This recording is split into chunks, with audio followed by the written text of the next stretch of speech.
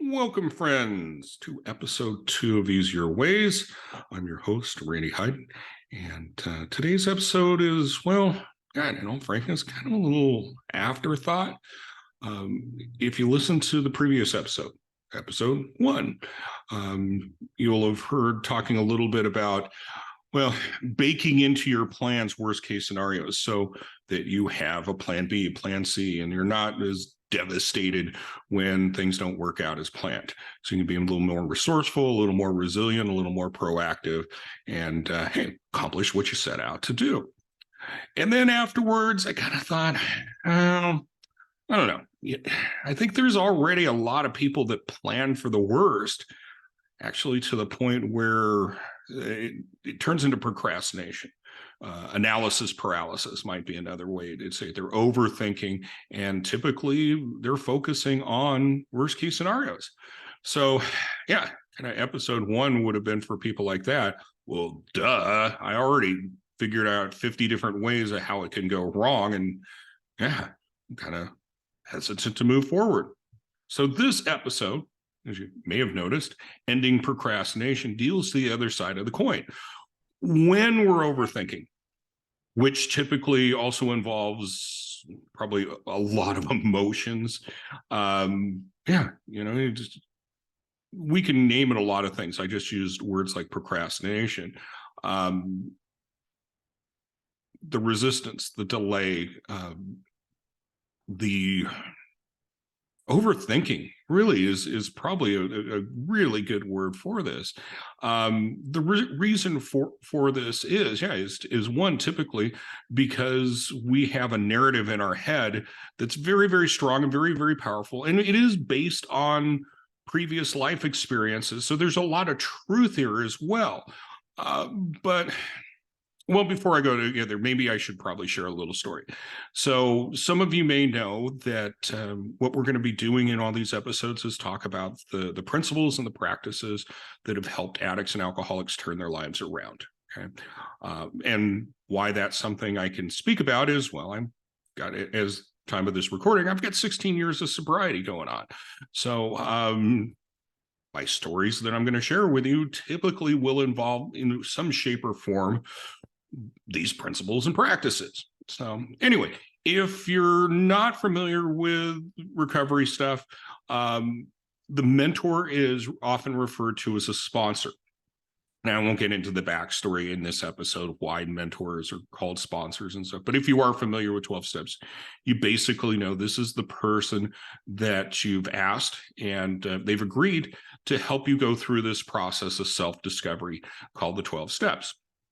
Now, and again, presumptuous that not everyone listening to this is familiar with the 12 steps. The second step is came to believe a power greater than ourselves can restore us to sanity. And when I've worked with other men going through this process, as we're walking through the steps together, a lot of times step 2, the hang up is the God aspect, the power greater than ourselves and such. And again, we're not going to get into that today. Trust me, though, we will talk about it in the near future. But today, my story is involving much more about the insanity part of it. I had no hangups about God. My hangup was about insanity. So again, share a little bit about my story with my sponsor. His name was Alan Santo. He's no longer on this earth. And anyway, so I'll be referring to him in past tense. But Alan, he was as patient as a person I ever met. Sometimes, I mean, just almost seemed like he was, from the divine and stuff, because I certainly wasn't an easy person to be around during that time. Anyway, we were on the second step, go figure. And he kind of were talking about it, and I responded rather defensively. Hey, Alan, dude, we are not going to be talking about this stuff today. He's like, what do you mean? He goes, I'm not getting into this insanity of the past stuff.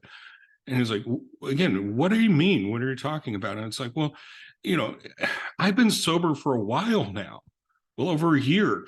And we go to these meetings, and when we're talking about the insanity of addiction, it's about, just getting loaded without any regard of what the consequences are going to be. Commonly, that whole Einstein quote, I don't know if really Albert Einstein said it, it's like insanity is doing the same thing over and over again, expecting a different result. So in these meetings, they talk about the insanity of using. And again, I've been sober for relatively, at least for me at that time, it seemed like a long time. I've been sober now for a few years, and therefore the using is not anything that's part of my day-to-day activity and stuff. I am not insane in the regards of the 12 steps. And he goes, yeah. And by the way, cannot ever dismiss the fact that, yeah, you've been able to stay sober for a longer time than you ever have in your life. That is a huge accomplishment. Yeah. And I can see it bothers you. We're not going to talk about that today. And I'm like, yeah, you're right. I am not even going to just forget about it. And he goes, Raina, can we just pause one moment here? You're obviously got something going on that, again, you don't want to discuss that stuff. And again, I want you to feel comfortable. I don't want you to feel it ever uneasy with talking with me and such. So relax. We're not going to get into it. But I'd like you to pause and just consider for a moment the reaction you had when I didn't even ask you a direct question about the past. Obviously, there is something about your past that is affecting you. No one would respond the way you just did, Randy, if there wasn't something going on. Alan used to kind of call it, I remember calling it, it's like if you didn't have a pebble in your shoe, something that's kind of there stuck with you and it's bugging you and it's just not going to go away. Anyway, I said, well, yeah. And again, don't try to trick me. I'm not going there. And he's like, Randy, no. Calm down. It's cool. Like I said, it wasn't easy to work with at that time. I took a lot of stuff way personally and went way overboard with it. But Alan, again, back to the conversation, Alan came back to me and said, the thing is this pebble in your shoe that's affecting you today. Okay, that's something from the past. And I want you to, just for a moment, consider that something that's happened in the past that you cannot change is affecting you greatly at this very moment. And the simple truth of the matter is, Randy, what is done is done. The past is over. I'm sorry, you can't go back in time and redo it. So the insanity that you're dealing with right now is not necessarily anything to do with the getting high and blackout drinking. The insanity for you is wishing for a different past. And I kind of paused. I'm like, yeah, okay. Yeah, I would sure like to do a lot of things over again. And he said, yeah, well, here's the thing. Again, you don't have to have it affect you so greatly.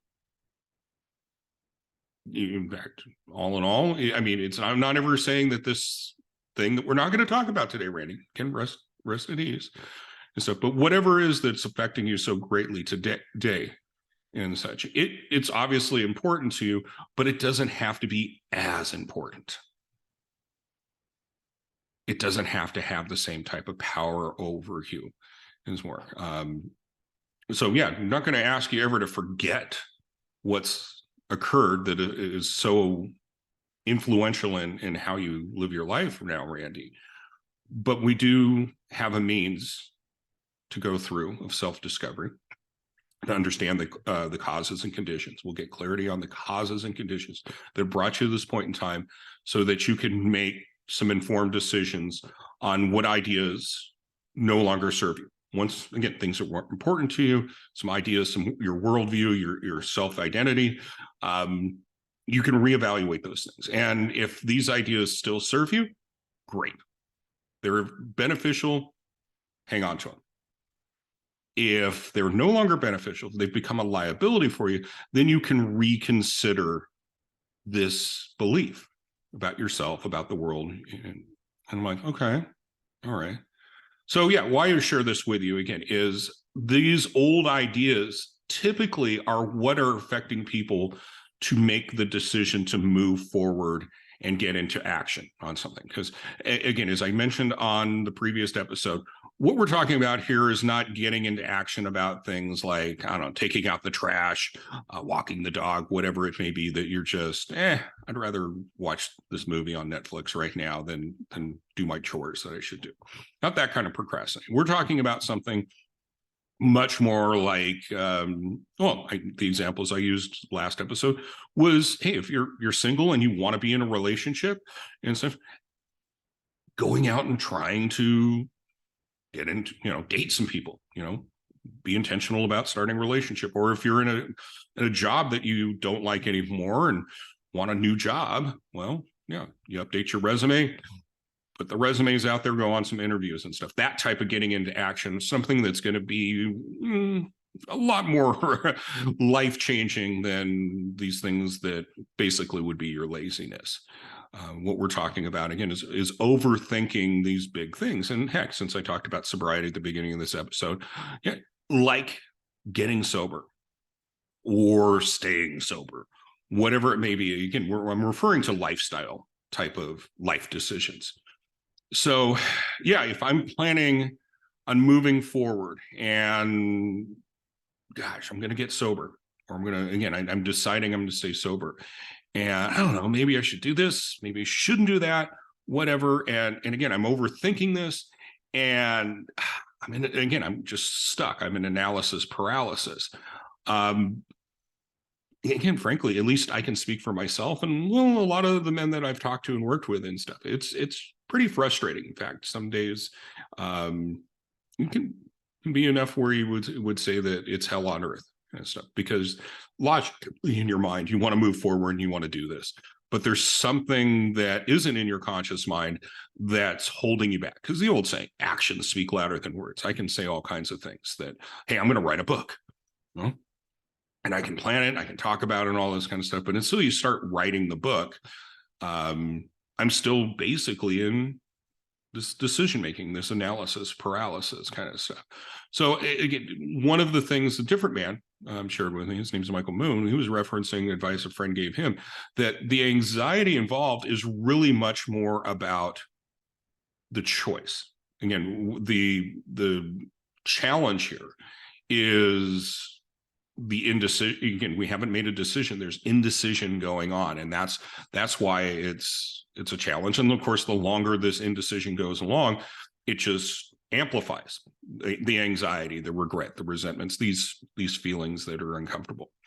So his advice is, hey, yeah, make a decision, which of course, not just saying you did something or you're going to do something, but actually getting into action. So again, using the metaphors I talked about, hey, I want a new job. Okay. Getting into action is updating your resume. It is actually sending them out to potential employers. Again, that is when you've made a decision, not just lip service, air blowing out of the mouth. It is accompanied by action. That's when you've made a decision. So what I'm getting at here, the moral of this story is, if you're overthinking, which I have done my fair share, I might even feel that I'm an expert on the topic and such, but I can say one of the ways that really, really helped me with this indecision and this overthinking was just getting into action and giving myself permission for it to go wrong, to giving myself permission to fail. And again, coming from a background of again, these stories that I didn't want to talk about, I grew up in a family that was demanding. And it was pretty harsh when things were less than what was expected. The demands were not met and stuff. So there was something instilled upon me was, if you're going to do something, you better do it right, or there is negative consequences. And until upon doing self-reflection, I didn't realize how much I was still carrying that with me. See, when you're a child and you have consequences to not doing as expected, I just didn't feel safe when I failed, when I fell short of my parents' expectations and such. So it was easier for me not to do anything because, well, why try really hard and fall short of the goals and get a whooping, then just say no and get the whooping and just get it out of the way kind of stuff. So I know it might sound a little goofy and stuff, but it does sound to me as it's the words are coming out right now. But we're talking about like from years about 4 to 18 kind of stuff. It was those developmental years that was instilled upon me. And as it moved forward and later in life, because again, obviously the reality was my parents were not going to cause physical harm upon me, but there was still something in like my subconscious and stuff. If you're going to do something, you better do it right. It was a big thing, you know. Was always striving for perfection because, well, one thing's I've always thought I was imperfect, so I had to prove to myself in the world that I wasn't so imperfect by doing accomplishments. And that'll be another episode here. But again, this getting into action, okay, kind of like I don't know, you're learning how to swim. When I learned how to swim and stuff, we were in the shallow end and stuff, and they showed us the basic strokes and stuff like that. But really, the way they got us to jump into the pool, they threw candy into the pool, and then we dove in, and it was only, I don't know, 2.5, 3 feet deep, which kind of neck level and stuff for 4 or 5 year old. I think it was 5 years old, 6 years old when I learned to swim. And anyway, what they did is like, here's you want some candy, jump in the pool. And we did it, and enough times, jumped into the pool, and I was okay. Eventually, it was no big deal to jump into the pool, and actually is very, very much probably as a spaz of a kid I was at 5 years old trying to swim. It wasn't anything that I would want to see a film of, but I learned how to swim. Again, you do something enough times that you get past the anxiety and the concerns. Can I do this? So action seems to be the antidote for overthinking. That's the moral of the story.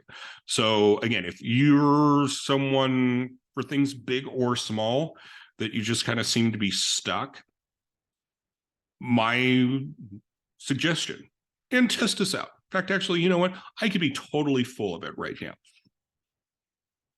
Don't believe me. Try it out.